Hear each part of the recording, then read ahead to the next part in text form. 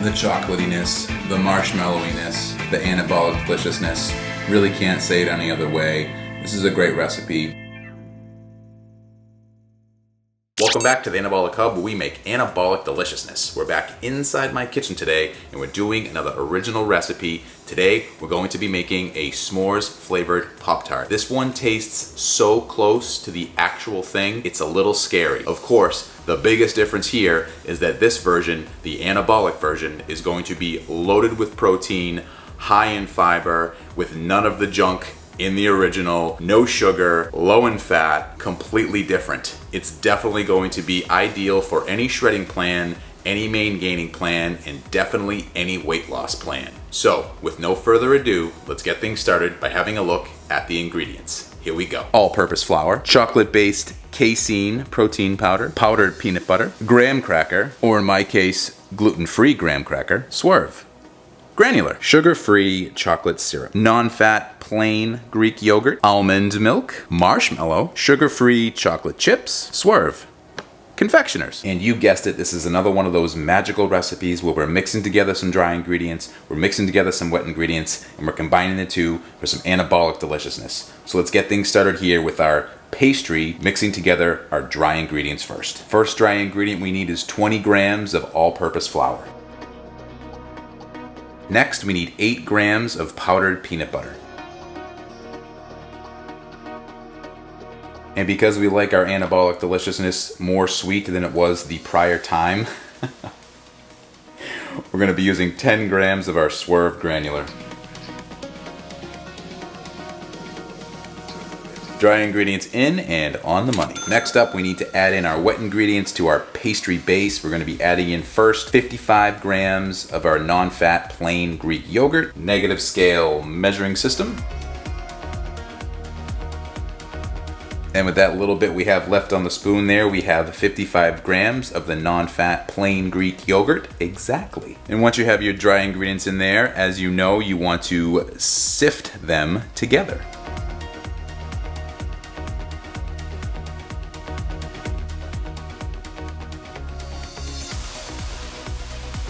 Don't sleep on the sifting. It makes a huge difference on your pastry coming out completely the same across the board. You don't want some parts tasting different than others. We want it to be nice and even and be equally anabolically, deliciously fantastic all around. And there is one more ingredient to add in, which is going to be some almond milk. But first we want to get our Greek yogurt as incorporated with the dry ingredients as we can before we add that in.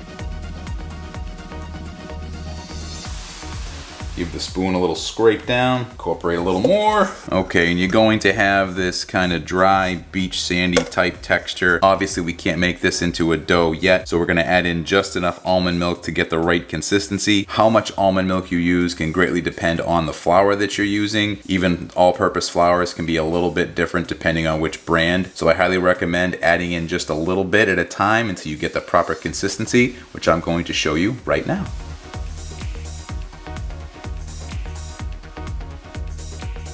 I added in 8 grams of the almond milk, and that worked well for me. You get this consistency here where it's a little hard to push your spoon through. You don't want it to be too wet. It's going to be very hard to form the pastry if you make it too wet. So you want this consistency where it's a little bit more challenging to move your spoon through it. That's when you know you got it right and you're ready to add in your last part of the pastry base. The last part of our pastry base is going to be using 15 grams of a graham cracker that we are going to bludgeon with a spoon inside of a plastic bag, break it up so it's a little powdery, get little bits of graham cracker. That's what we want for a nice little consistency in our pastry, adding in that more realistic flavor like we're actually going to be eating a s'more, which is exactly what this is going to taste like. So here we go, bludgeoning our graham cracker, 15 grams, and then putting it in and mixing it gently into our pastry mix.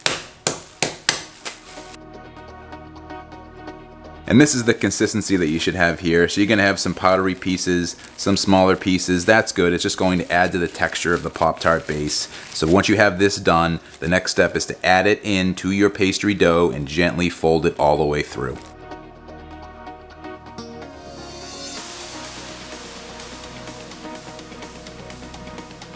And once you have your graham cracker fully dispersed amongst the dough, the next step is to divide this up into 2 dough balls to put on 2 separate pieces of parchment paper. If you're using an air fryer, you're going to want to cut out the parchment paper to a size that fits in your air fryer. If you're baking it in a conventional oven, you don't need to worry about that. But let's get this divided up into 2 separate balls and start forming our pastry.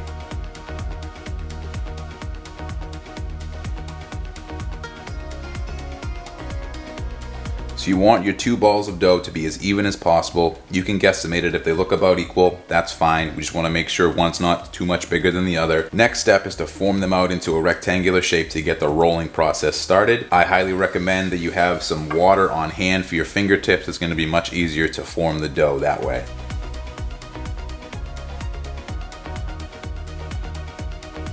Now that we have our rectangular shape started, the next step is to roll these out just a little bit bigger so we can fit in our filling. We're going to use a rolling pin wrapped with parchment paper, or you can use something like non-stick cooking spray. Wrap that with some parchment paper to roll it out. Just want to make these a little bit bigger so they are more Pop-Tart-like shaped.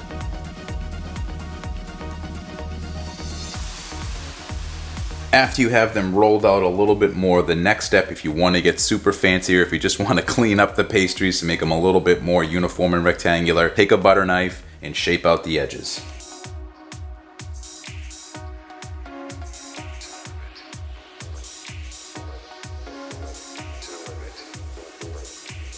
After you have your 2 pieces completely rectangulared out and ready to go, the next step is to move these off to the side and get started on the filling. The first ingredient we're going to put into our filling is going to be 8 grams of our chocolate-based casein protein powder. Casein protein powder, not whey. You're gonna think you can get away with it. Maybe you will, maybe you won't. All I can tell you is that generally, when baking with whey, it comes out dry and it doesn't last. If you're meal prepping these, you're gonna wish you hadn't used whey, and I'm telling you, it's going to taste way better with casein protein powder. Chocolate based, 8 grams, here we go.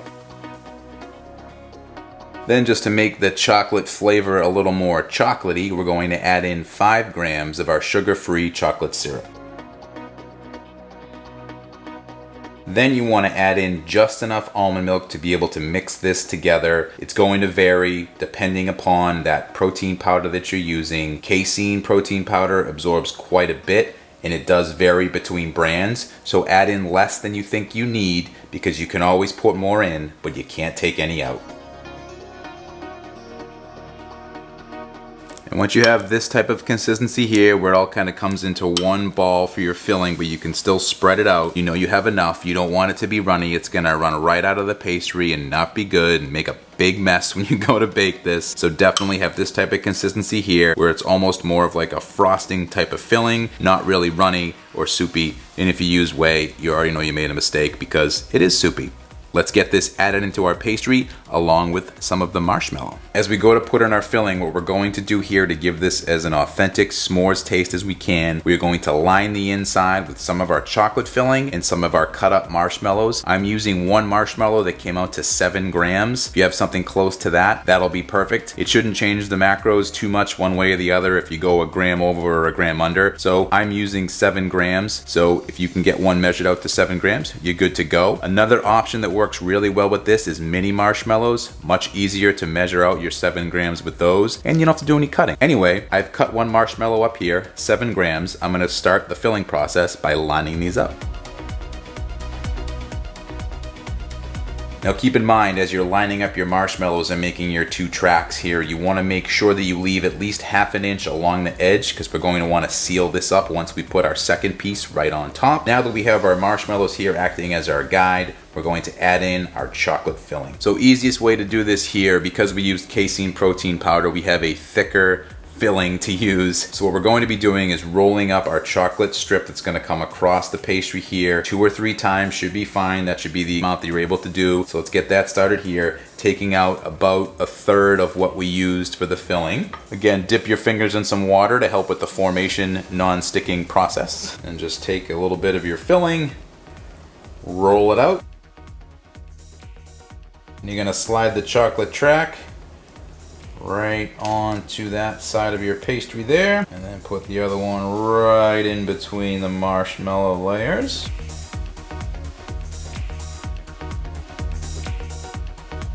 So I ended up using half and half for each strip here. It does depend on how much you roll out your pastry. So if you roll it out a little bit more, you might be able to use 3 tracks of the chocolate. Mine here, 2 works out perfect. Our next step now is to very carefully and very gently roll the top half of our Pop-Tart onto where we put the filling. So the easiest way I've found to do this is to pick up your other pastry half, try to put it right on top with the parchment paper on there, line up that edge closest to you, and then put it right over the top here. What you want to do is very carefully pull back the parchment paper and then fold the pastry down on top very easily with a butter knife. Just go nice and slow, getting most of the dough to stay right on top. Any dough that's left on there you can scrape down and then fill in any spots that you might have. You might not have any. And our last step before we bake up this pastry is going to be to seal all around it using a fork.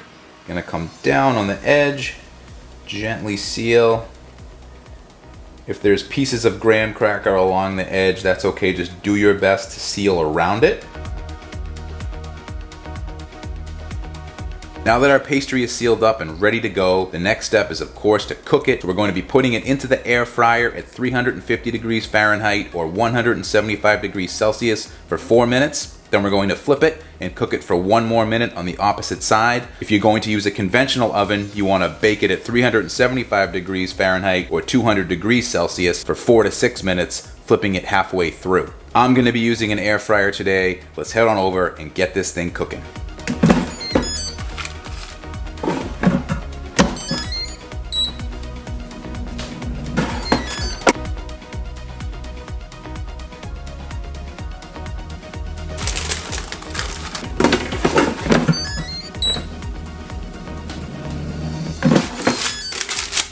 And we have our pastry out. We're gonna let it cool for a few minutes. Then we're gonna add on our frosting, which we're going to make right now. So the first ingredient we want to add in is going to be 15 grams of our non-fat plain Greek yogurt. Negative scale measuring system. Next, you wanna add in 5 grams of your Swerve confectioner sugar.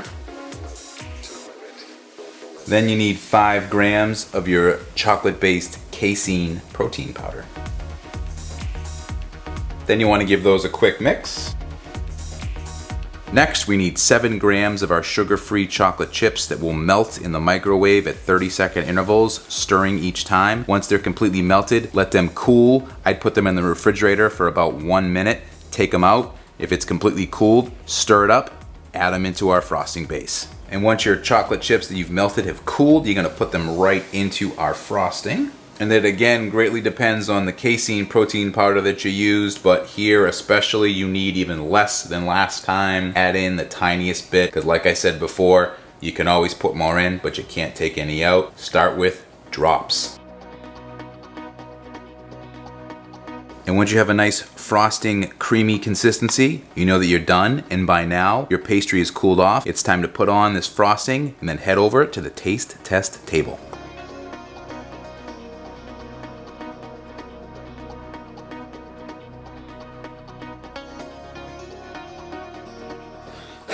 And we're back at the taste test table yet again to do another delicious taste test Pop-Tart Copycat recipe here. S'mores flavored, so good, so excited to share it with you. Hope you like it as much as I do. Let's stop talking about it and let's give it the old taste test. We're gonna get right to it here. I'm telling you, first bite, best bite, every time, don't care what you say, here we go.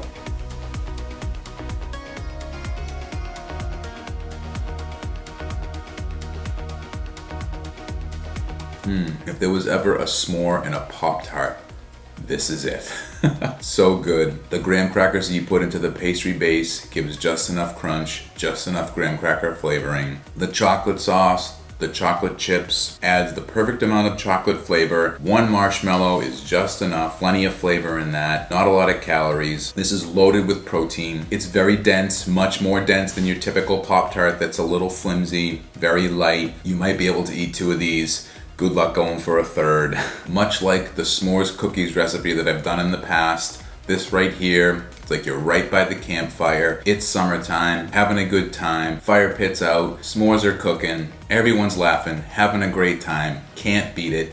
Getting all that in one awesomely flavored Pop Tart. The chocolatiness, the marshmallowiness, the goodness, the anabolic deliciousness. Really can't say it any other way. This is a great recipe. I think the frosting on this is what really seals the deal. You get that true chocolate flavor. It's adding a little bit of protein in. This is a dense snack. Gonna be very satisfying. Definitely gonna get you to the next meal. You're gonna love it. It's such a good snack, by the way. It's going to be one of those that I actually finish at the taste test table before it's about that time.